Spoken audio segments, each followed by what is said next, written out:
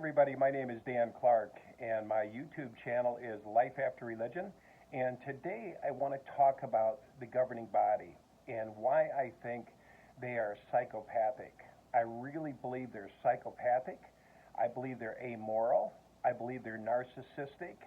And I also believe that that makes them satanic. And the reason I want to say that, I believe this with all my heart, and I'm going to tell you why. Because, see, you either stand for truth or you stand for falsehood. And if you stand for falsehood, who are you standing for? You're standing for darkness. If you're not standing for truth, you're standing for darkness.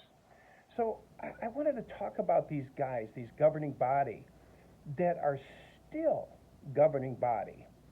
After all this falsehood has been exposed, which are the false prophecies over the years, they say there's about 100 years of false prophesying.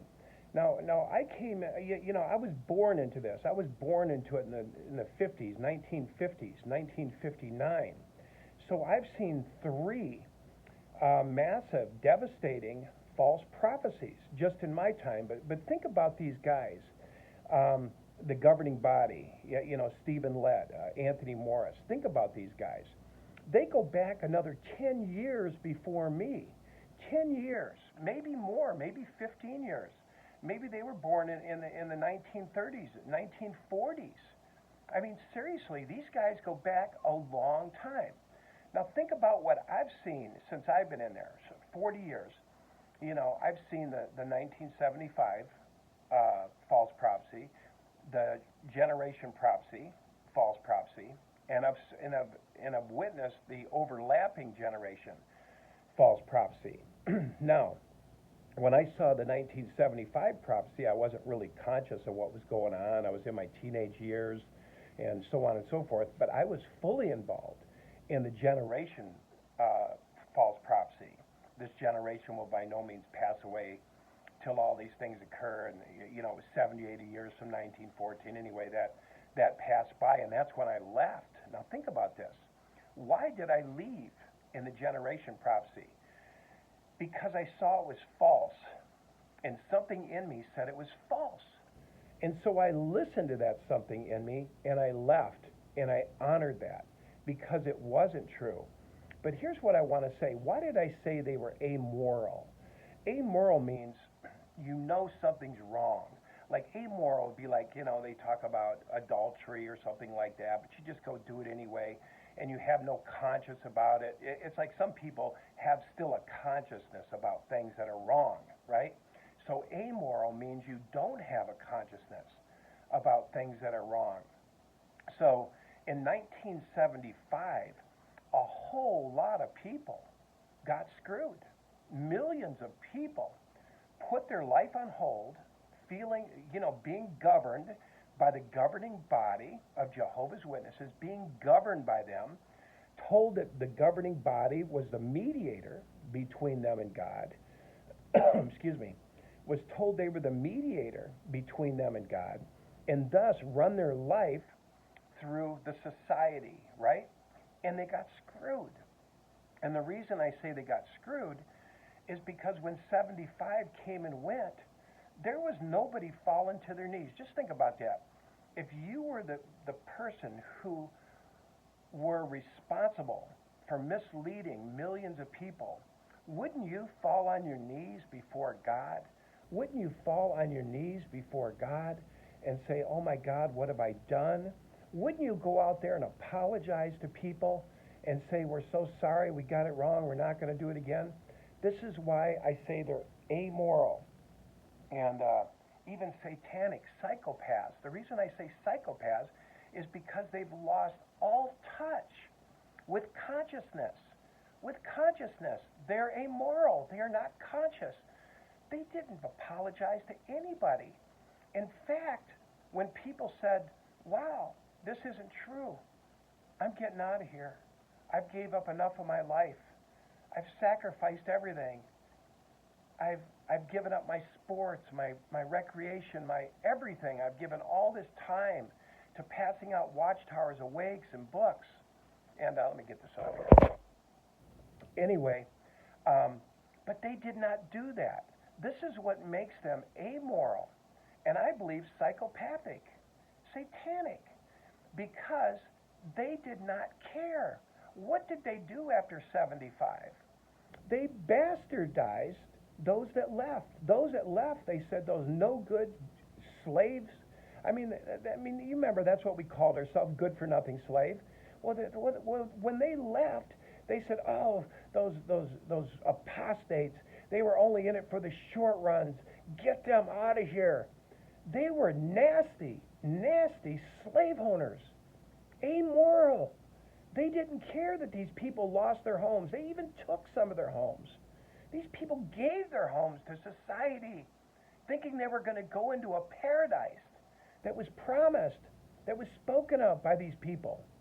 They put their whole lives on hold, jobs, everything, and they didn't care. They chastised them and bastardized them for leaving, even taking their families, telling their families they had to cut these people off, these bad people who left us. And then they set up another one. This is what makes them amoral and psychopathic. They set up a new one after that. What does the Bible say about Satan? He keeps transforming himself into light. We got new light, brothers. We got new light. And so the generation prophecy came out after 1975. 70 or 80 years from 1914, the end's going to come. Well, that passed too. What did they do? I went in and questioned them. They put me on apostate watch. He's looking at apostate literature. No, I was asking you about a prophecy that you indoctrinated into my head because you were my mediator. You were my medium. I'm going to call them medium. They're spirit mediums. They're spirit broadcasters. They are the ones who tell me what to believe, what to think, what to do. And so the generation thing went by. I went in and asked them, what's going on? Did we just pass a prophecy? They say we went to the assembly and we got new light. Devil keeps transforming himself into an angel of light. Here we go, light again. I left. They cut me off, you know. Actually, I cut myself off from them. But in that sense, they bastardized me. You know, he was reading wrong literature on the internet. He was doing this. He was doing that. I was doing none of that. I asked a sincere question to them. And then they set up the overlapping generation prophecy. See, this is what makes them amoral. This is what makes them psychopaths, because they've lost touch. They've lost touch with truth. They don't care about truth. Amoral. I don't care anymore. We're just going to keep these people corralled and brainwashed in indoctrinations. And why do I say that? Because the whole time that I was in the Jehovah's organization, I was told never to leave, never to veer off, never to miss a meeting, never to.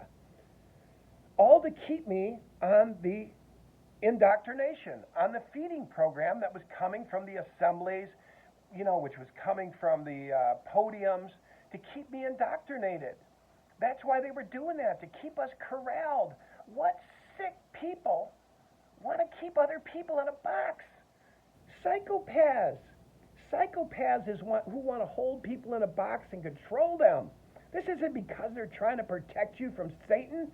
They want your temple. These psychopaths want to control your temple. And they still are controlling millions of people. You know, we got out and we look back now and we see all these witnesses dancing around at the assemblies in La La Land. I mean, it's crazy to watch. Now that you're out, you go, oh my God.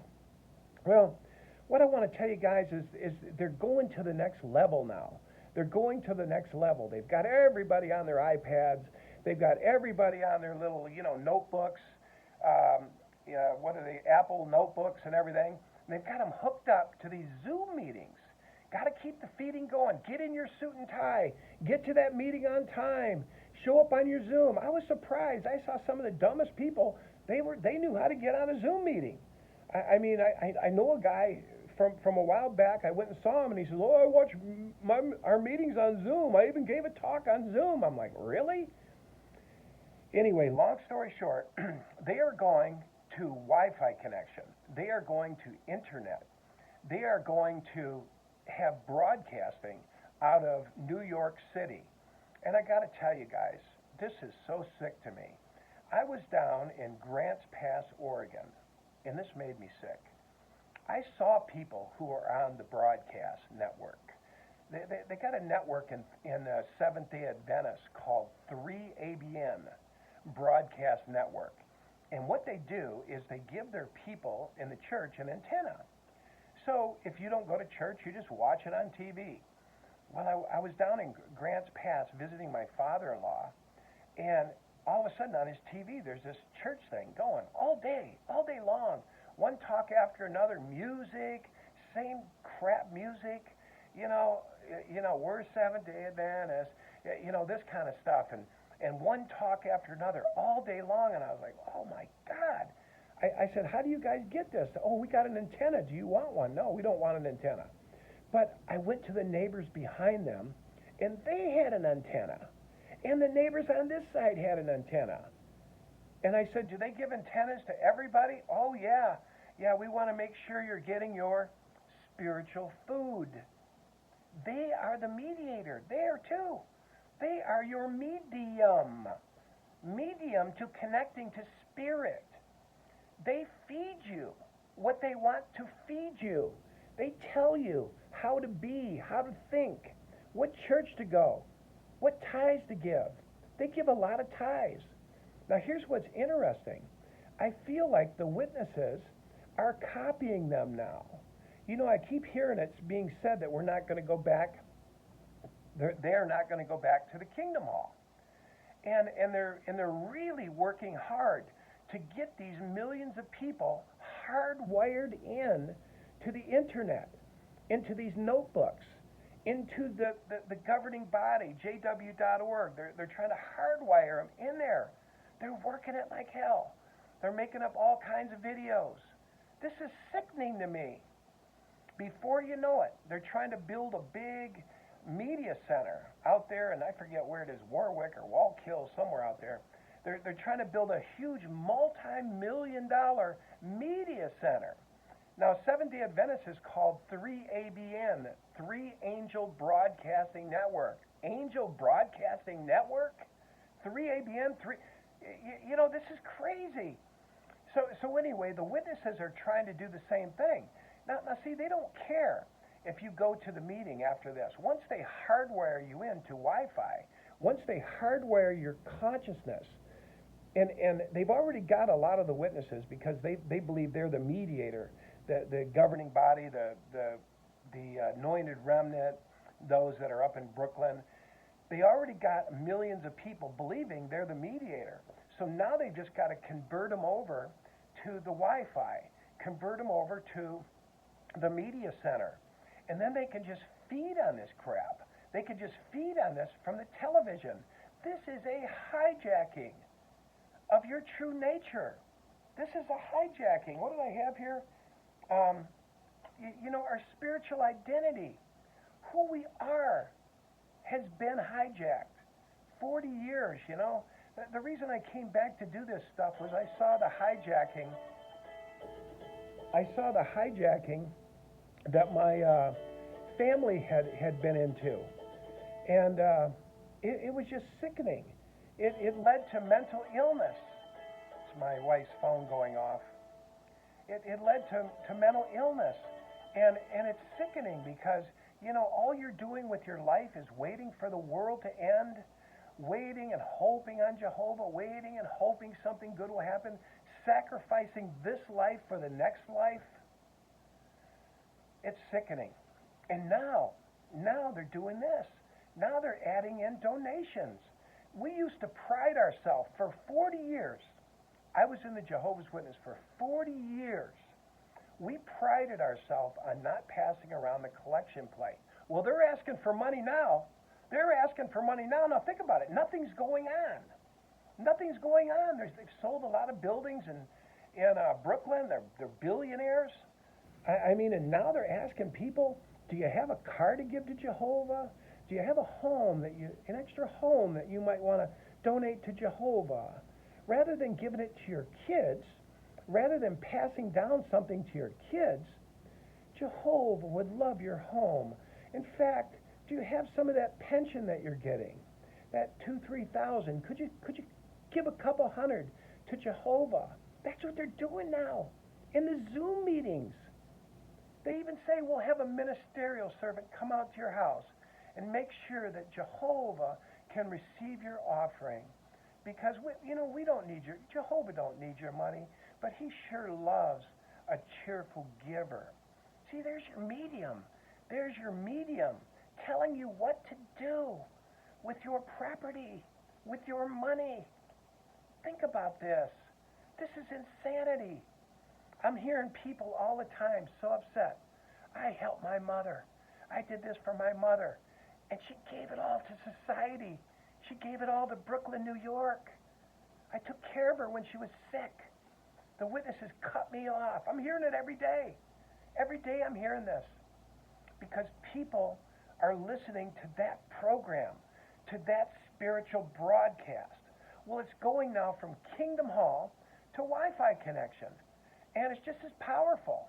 I'm watching it in the Seventh-day Adventists. I'm watching them give away their money, their tithe money, living broke, and feeding on this stuff 24/7.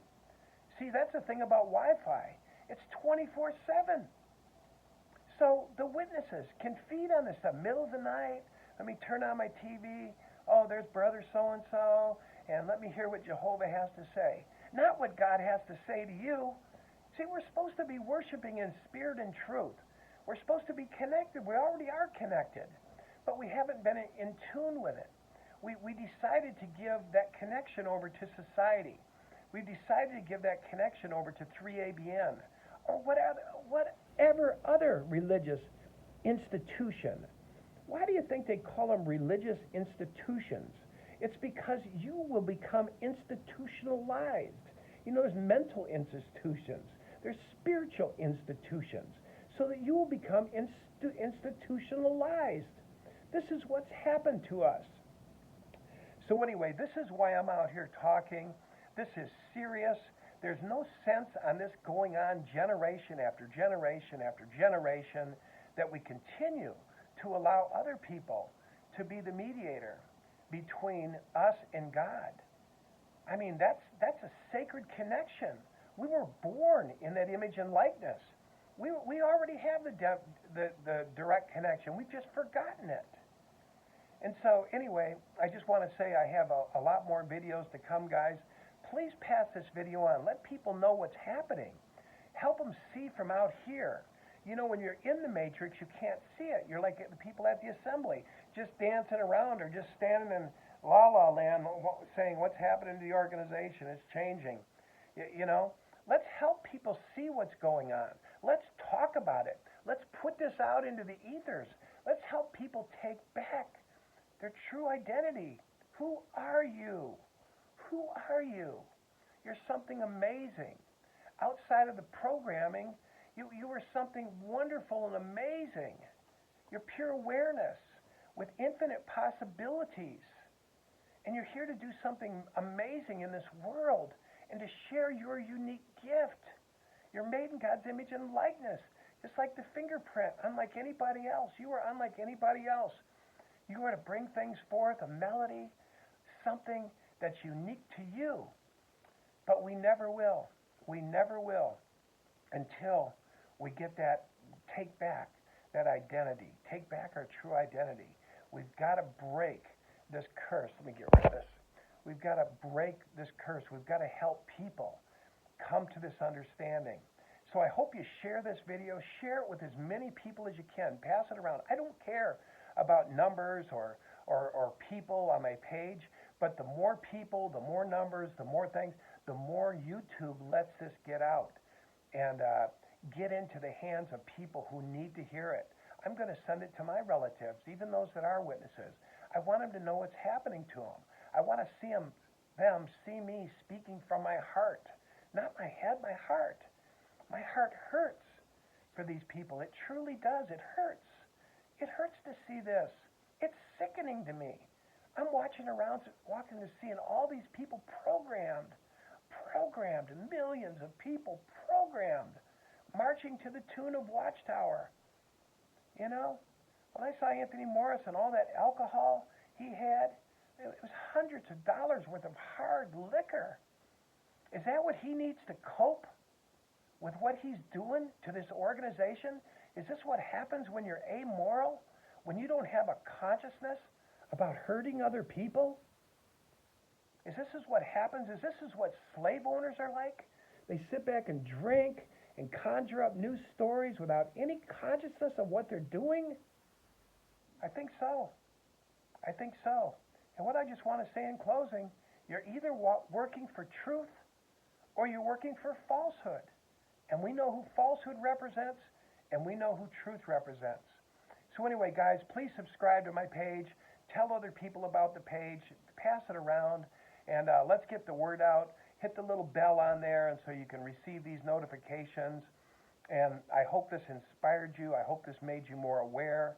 And I hope it gives you the ability to communicate with others better so that we can help as many as we can know what's going on so that they can shed this false identity and reconnect to their true self, who they are, find their purpose in life.